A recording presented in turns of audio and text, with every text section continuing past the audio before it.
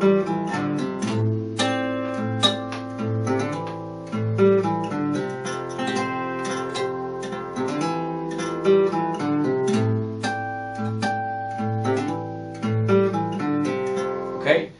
that's easy you might think, but we're about to add another layer of difficulty. Now what he does, he adds in that in between the little run up. Okay, so it sounds like this.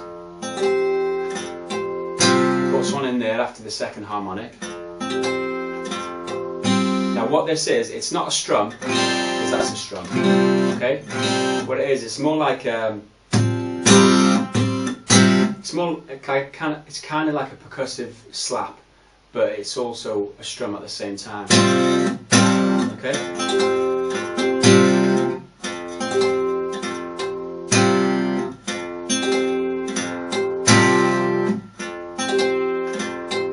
And then you're aiming for the 5th, 4th, 3rd string, maybe sometimes catching the 2nd, but don't go overboard and do it too loud.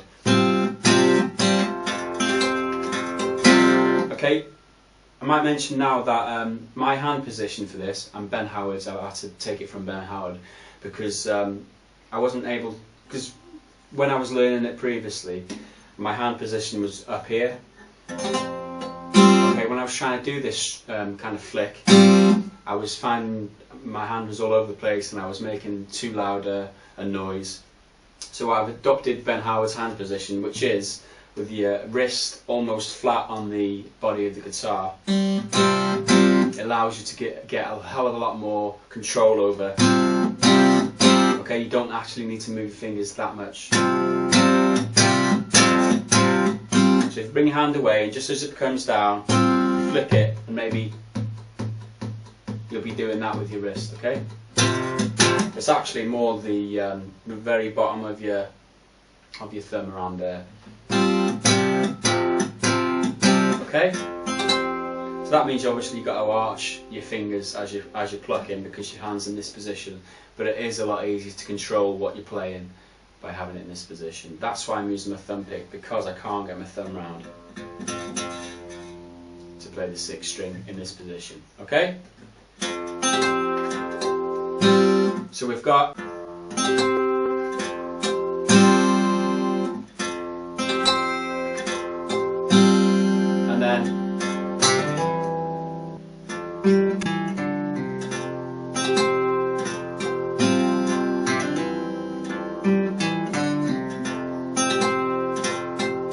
we just add the 1 for now and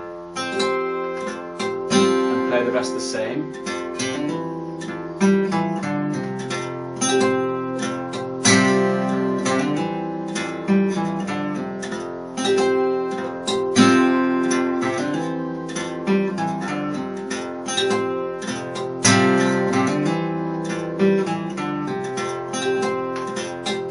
Okay, so the second one comes in after you reach the top of the hammer up on the 5th fret, so on the 5th string. So it comes like this. Okay.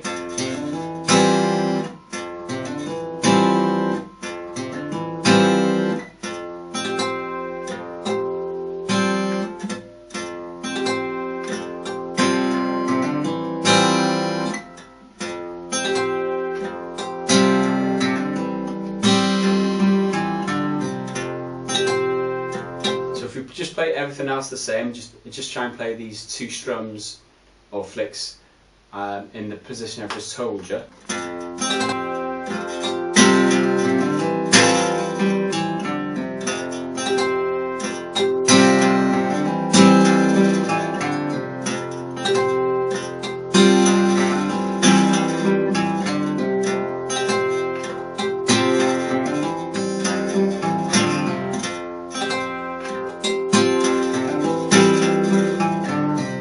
Okay, now the third one comes in as we play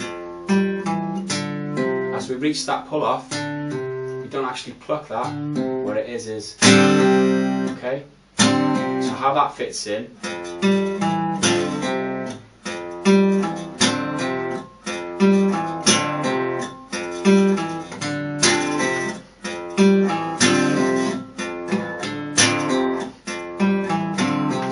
So if we try and play all together what I've shown you, first bit goes, and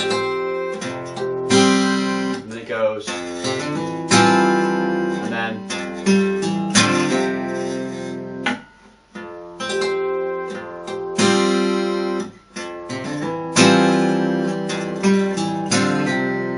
so if you need to practice them 3 parts separately,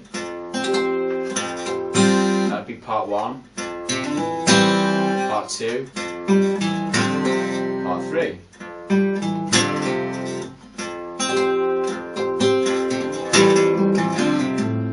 Okay, and then once you be able to speed it up, just practice slowly to begin with. Once you can speed it up,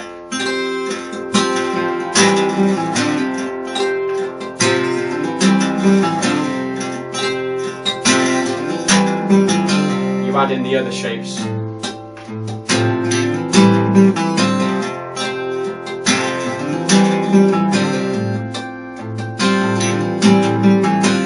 Okay, so on the other shape it's exactly the same timing. Okay?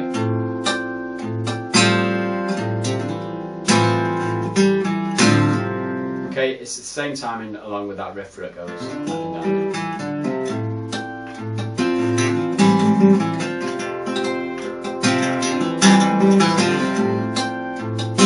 Okay, so I hope I've been as specific as I can. It's very difficult, like I said. You did ask for it. That's as easy as I can make it for you, I'm afraid.